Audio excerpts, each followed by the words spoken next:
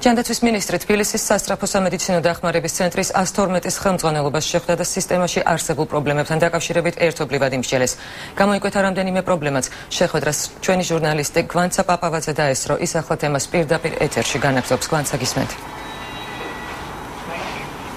ჯანდაცვის მინისტრმა დავით სერგეენკომ და თბილისის სასწრაფო სამედიცინო ცენტრის 112-ის წარმომადგენლებმა ცენტრში არსებული პრობლემები ერთად განიხილეს. ძირითადი პრობლემები შრომითი პირობების, ავტოპარკისა და ტექნიკური აღჭურვილობის გაუმჯობესებას ეხება.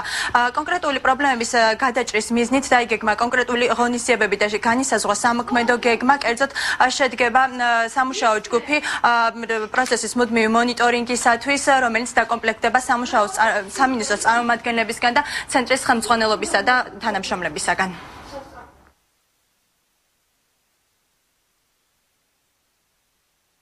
ეს ეხება როგორც ტექნიკურ საკითხებს, ავტოპარკის განახლებას, GPS სისტემის, მონიტორინგის სისტემის გაუმჯობესებას, ასევე შრომითი პირობების გაუმჯობესებას სასწრაფოს თანამშრომლებისთვის.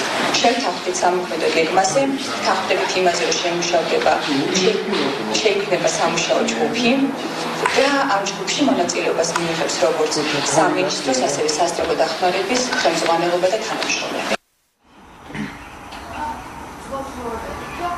ჯანდაცვის სამინისტრო ანალოგიურ შეხვედრას რეგიონებში სასწრაფო სამედიცინო დახმარების ცენტრის წარმომადგენლებისა და ოპერატორი კომპანიების თანამშრომლებისათვის უახლოეს მომავალში გამართავს.